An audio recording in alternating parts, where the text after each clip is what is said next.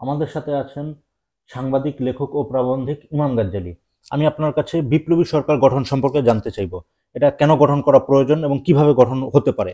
কারণ আমরা যদি দেখি যে সিরিয়াতে কিন্তু বাংলাদেশের পরেও এক অভ্যুত্থান হয়েছে, কিন্তু সিরিয়া কিন্তু অলরেডি বিচার শুরু করে দিয়ে অলরেডি তারা সংবিধান বাতিল করেছে, এমনকি আসাদ সরকারের যে অনুগত সেনাবাহিনী ছিল সেটাও তারা ব্যান করে দিয়েছে। কিন্তু বাংলাদেশে কিন্তু আমরা এরকম প্রায় কিছুই দেখিনি এখন পর্যন্ত।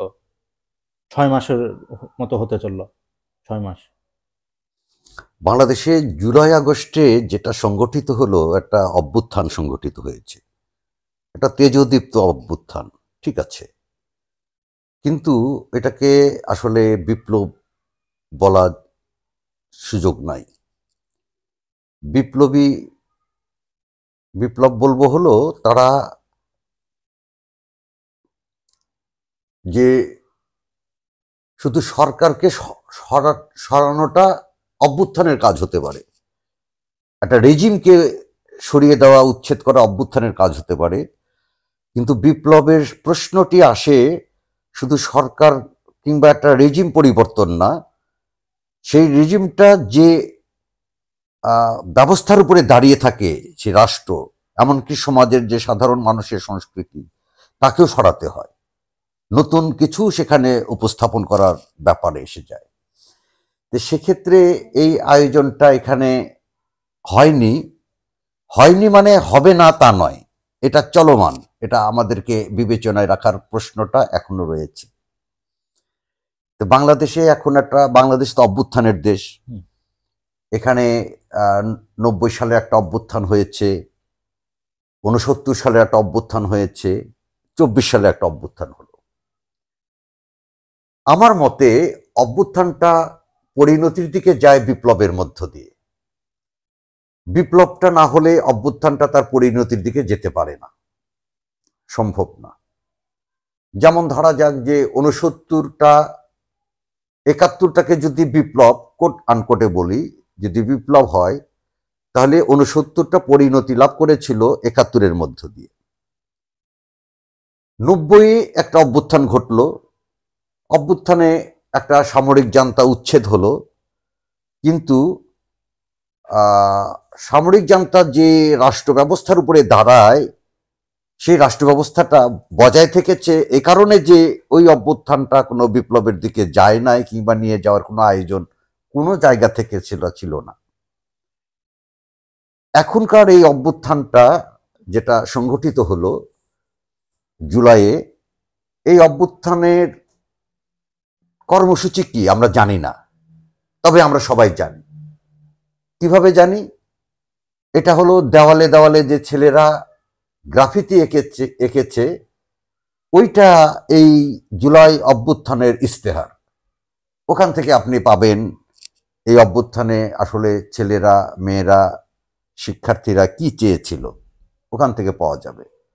ওটা মোছা যাবে না, বরঞ্চ ওটাকে সংরক্ষণ করতে হবে। ওখান থেকে আপনি ওই আকাঙ্ক্ষার বাংলাদেশ গড়ার দিকে যেতে হবে, তাহলে জুলাই অভ্যুত্থানটা একটা বিপ্লবী অভ্যুত্থান হতে পারে। একটা বিপ্লবী অভ্যুত্থান করলে, যেমন হাসিনা রেজিমকে উচ্ছেদ করা হলো, তো ঠিক আছে, সে দীর্ঘদিন একটা ফ্যাসিস্ট কায়দায় জনগণের উপরে চেপে বসেছিল, তাকে ছাত্র জনতা রক্তক্ষয়ী অভ্যুত্থানের মাধ্যমে উচ্ছেদ করেছে, হাসিনা দেশ ছেড়ে পালিয়েছে। তো এখানে প্রশ্নটি এভাবে কখনোই আনার সুযোগ নেই যে হাসিনা কিংবা আওয়ামী লীগ খারাপ আর সবাই ভালো, এটা না। হাসিনা এবং আওয়ামী লীগ খারাপ এ কারণে যে তারা একটা খারাপ রাষ্ট্রের উপরে দাঁড়িয়ে, রাষ্ট্র ব্যবস্থার উপরে দাঁড়িয়েছিলেন, তারা একটা খারাপ মানসিকতার উপরে দাঁড়িয়েছিলেন, তারা একটা খারাপ মতাদর্শের উপরে দাঁড়িয়েছিলেন, এই কারণে খারাপ। সুতরাং এই যে মতাদর্শ যার উপরে দাঁড়িয়েছিলেন, এই যে রাষ্ট্র ব্যবস্থা যার উপরে দাঁড়িয়েছিলেন, এই যে সংস্কৃতি প্রবণতা যার উপরে দাঁড়িয়েছিলেন, তাকে যদি ওভারলুক করা যায়, তাহলে জুলাই অভ্যুত্থানটা আসলে তার পরিণতির দিকে যাবে না আর অতি অবশ্যই এটার সাথে রিলেট করতে হবে আপনাকে। তো সুতরাং এই আকাঙ্ক্ষাটা যারা ওই জুলাই অভ্যুত্থানে যারা বৈষম্যকে দূর করতে চেয়েছে, নারী পুরুষের সমান অধিকার চেয়েছে, তারপরে সকল ধর্মের, সকল বর্ণের, সকল জাতির, সকল ভাষার সমান অধিকার চেয়েছে, যেটা দেওয়ালে দেওয়ালে লিখিত হয়েছে, এরকমটা যদি মানে তারা আনতে চায় তাহলে অতি অবশ্যই এই ফ্যাসিস্ট রিজিমকে উচ্ছেদের পাশাপাশি তাকে ফ্যাসিস্ট রিজিমের উৎস এই রাষ্ট্র ব্যবস্থাকে দিকে নজর না দিলে এটা আসলে মানে হয়ে যাবে, মানে এটাকে সম্পূর্ণ ব্যর্থই বলা যেতে পারে, হবে না। সুতরাং আপনাকে এই রাষ্ট্র ব্যবস্থাটা, যে রাষ্ট্র ব্যবস্থা ফ্যাসিজমের জন্ম দেয়, সেই রাষ্ট্র ব্যবস্থাকে আপনাকে ধরতে হবে। এখন এই অভ্যুত্থানটা বিপ্লবের দিকে টার্ন নিলেই সেটা একমাত্র সেটা ওই দিকে যাওয়ার প্রশ্নটা তখন সামনে চলে আসে। এখন সেই বিপ্লবের দিকে টার্ন নেওয়ার জন্য তো তাকে সেই বিপ্লবী রাজনীতির এবং সেই বিপ্লবী রাজনীতিক কর্মসূচির বিষয়টা আপনাকে সামনে নিয়ে আসা দরকার। এটা কিভাবে হতে পারে, সফলভাবে কার্যকর হতে পারে? আগে তো এটা উপলব্ধি করতে হবে যে আমরা হাসিনা ফেলেছি, আমাদের কাজ শেষ, যে যার যার ঘরে চলে যাও, এইটা হলে হবে না। আমরা হাসিনা রেজিমকে ফেলেছি, এখানকার রাষ্ট্র ব্যবস্থা ফেলে দেওয়ার একটা শর্ত তৈরি হলো, এখন সেই কাজটা করতে হবে। এখন সেই কাজটা তো প্রথমে এক অর্থে বলা যেতে পারে যে 5 তারিখ বিজয়ের দিন, 5 তারিখ আবার পরাজয়েরও দিন। 5 আগস্টের কথা বলছি। বিজয়ের দিন হলো একটা দীর্ঘদিনের জগদ্দল পাথরের মতন চেপে বসা একটা রেজিমকে উচ্ছেদ করা হয়েছে, এটা বিজয়। একটা ফ্যাসিজমকে উচ্ছেদ করা হয়েছে, বিজয়। আর পরাজয় হলো সেই ফ্যাসিস্ট রাষ্ট্র এবং তার ব্যবস্থাটা ওখানে মূল জায়গায় হাত দেওয়া হয় নাই আমাদের বিবেচনায়। কারণ আমরা রেখে দিয়েছি, রাষ্ট্রপতি চুপ্পুকে রেখে দেওয়া হয়েছে, তাহলে কি হইল? সংবিধান রেখে দেওয়া হয়েছে, সংবিধানটা অক্ষুণ্ণ আছে, সেনাবাহিনীর সেই পুরনো কায়দায় পুরনো ধাঁচে ওইভাবে রয়ে গেছে, তাহলে মূল জায়গাগুলো তো আপনারা রেখে দিলেন, তাহলে হলোটা কি? এখন তো বিভিন্ন সংস্কার কমিশন টমিশন যেটা বলা হচ্ছে, এটা তো আসলে বিষয়টা হলো যে পুরনো রাষ্ট্র, পুরনো ব্যবস্থা, পুরনো যা যা কিছু আছে সেইগুলো রেখে উপর দিয়ে শুধু একটু চুনকাম করে দিবেন আপনারা, তাহলে আসলে এটা ওই অর্থে সংস্কারও হবে না। ওই অর্থে সংস্কার একমাত্র পরিণতি লাভ করতে পারে যে বিপ্লবের পথে, সে জায়গাতে যাওয়ার কোনো সুযোগ থাকবে না। সেখানে আপনাকে সংবিধানকে প্রশ্ন করতে হবে, সংসদকে প্রশ্ন করতে হবে, সংসদীয় ব্যবস্থাকে প্রশ্ন করতে হবে, রাষ্ট্র ব্যবস্থাকে প্রশ্ন করতে হবে, ঔপনিবেশিক এই কাঠামোবদ্ধ পুঁজিবাদী রাষ্ট্রকে আপনাকে প্রশ্ন করতে হবে। ওই যে ছেলেরা লিখেছে এখানে রাজনৈতিক আলোচনা করুন, আগে আমরা দেখতাম যে হোটেলে বিভিন্ন জায়গায় লেখা থাকতো রাজনৈতিক আলোচনা নিষিদ্ধ, আর দেওয়ালে দেওয়ালে পোলাপান লিখে রাখছে যে এখানে রাজনৈতিক আলোচনা জরুরি। তাহলে রাজনৈতিক আলোচনা করুন।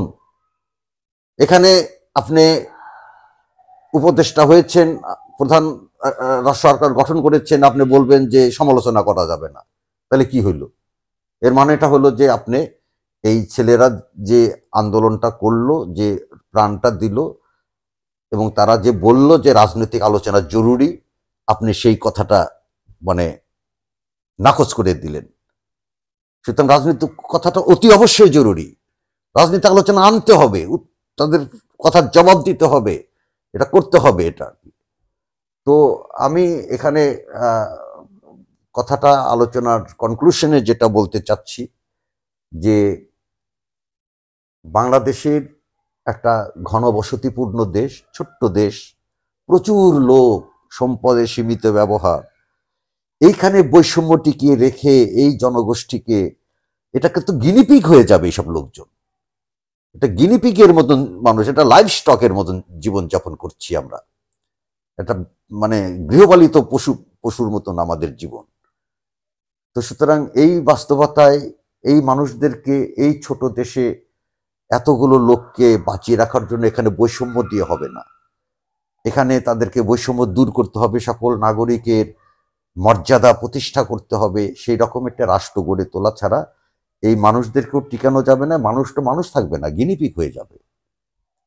তো সুতরাং এইখানে একটা মানে একটা একটা গণতান্ত্রিক বৈষম্যহীন একটা রাষ্ট্র, সে রাষ্ট্রটা আমরা আমাদের মতোই নির্মাণ করি। সারা পৃথিবীতে যা যা কিছু হয়েছে সেই ঘটনাগুলো আমরা পূর্ব অভিজ্ঞতা নেব, সেটা ঠিক আছে, কিন্তু আমরা কোনোটা অনুকরণ করতে যাব না। আমরা আমাদের মতো করে, আমাদের ইতিহাস আছে, ঐতিহ্য আছে, সব কিছুকে বিবেচনা করে এখানে আমাদের রাষ্ট্র রাজনীতি নির্মাণ করব। এবং সেটা করতে গিয়ে যেটা শামসুজ্জোহা মানিক একটা কথা বলেছিলেন যে এইখানে রাষ্ট্র গড়ে উঠেছে কিভাবে। তিনি বলেছিলেন যে এখানকার রাষ্ট্র গড়ে উঠেছিলেন হলো মানে বিদেশি যে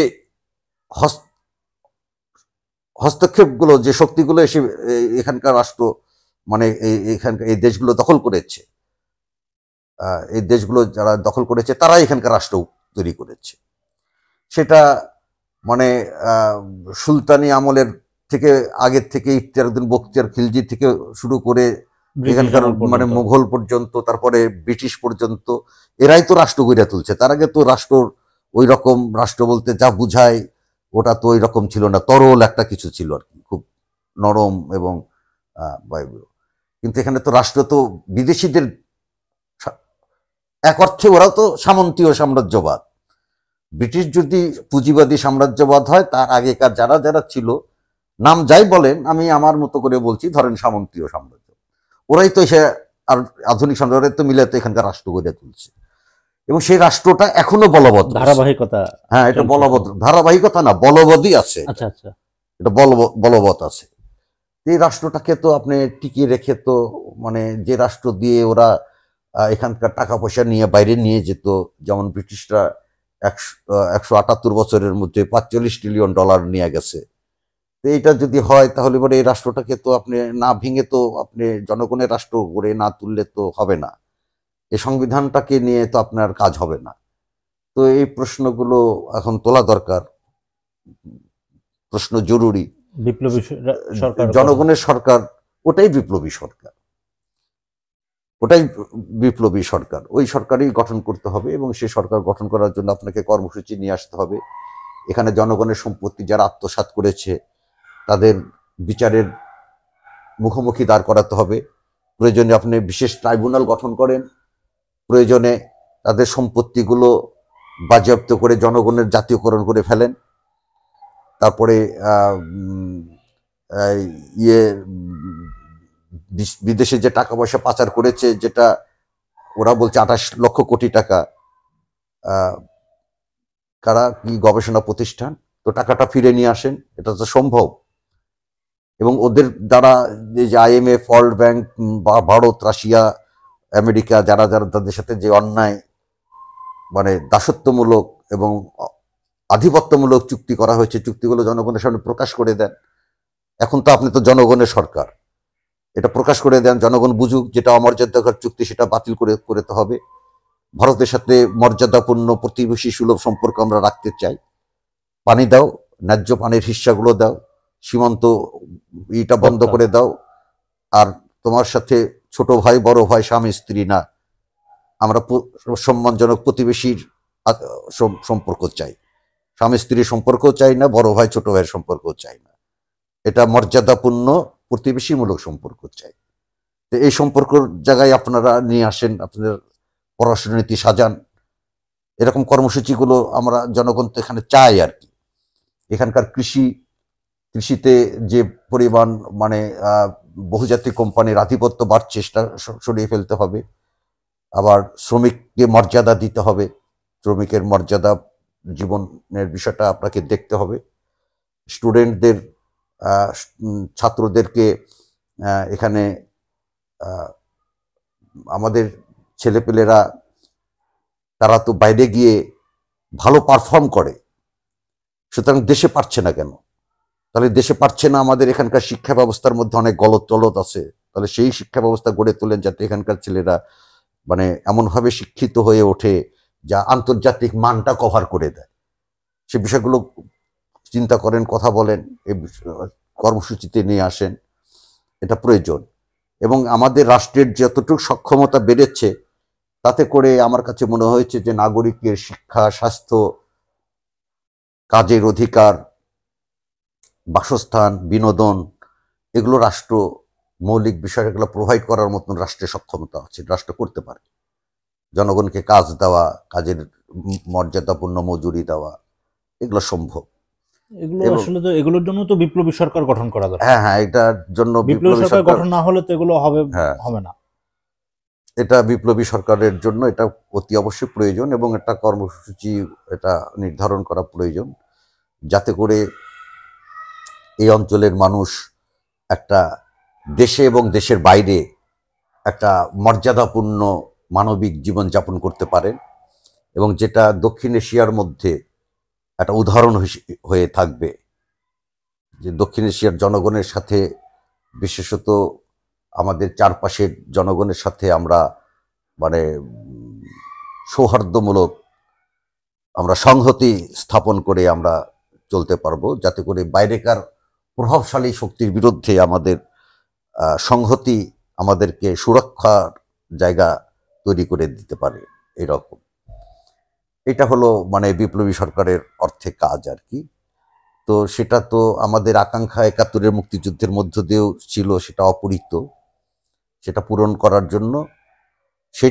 করার জন্য মানে এগিয়ে যেতে হবে। আর সর্বশেষ যে কথাটি তোমাকে আমি বলে শেষ করি, যেটা খুবই গুরুত্বপূর্ণ, সেটা মনোযোগ দিয়ে যেটা বোঝা উচিত, তা হলো আজকে যারা আন্দোলনে আছেন, যে স্টুডেন্টরা, ছাত্ররা এই আন্দোলনে এসে তারা একটা সরকার গঠন করলেন, এটা বিপ্লবী সরকার না, এটা বিপ্লবী সরকার না।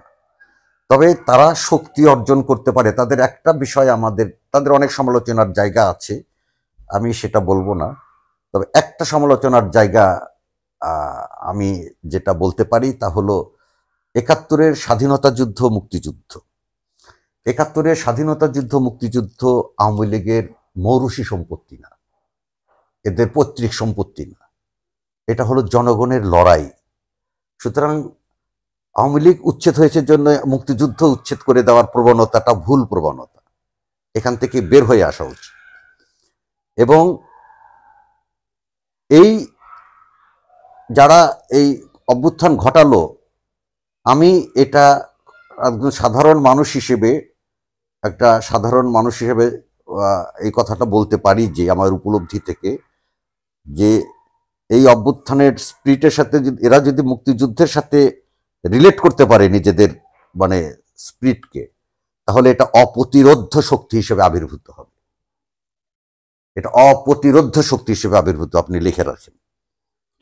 হ্যাঁ হ্যাঁ, ছাত্ররা মানে ছাত্র বলতে বুঝাচ্ছি যে এই আন্দোলনের স্পিরিটের সাথে মুক্তিযুদ্ধের যে মূল স্পিরিট, ওইটার সাথে যদি রিলেট হয়, তাহলে এই একটা এখানকার হোক থিওরি কিংবা থিওরির অনুকূল্য শক্তি একটা অপ্রতিরোধ্য আকার নিতে পারে। এবং আপনার মানে যেটা যে বিপ্লবী সরকার বলছেন না, বিপ্লবী সরকার কিংবা বিপ্লব, ওই ওই ওই জিনিসটাই এখানে একদম মানে তত্ত্ব না, বাস্তবের জায়গায় আপনার সামনে হাজির হতে পারে আর কি, এই কথাটা বলছি আর কি। তো এই পর্যন্ত কথা আর কি। সবাইকে ধন্যবাদ। আপনাকেও ধন্যবাদ।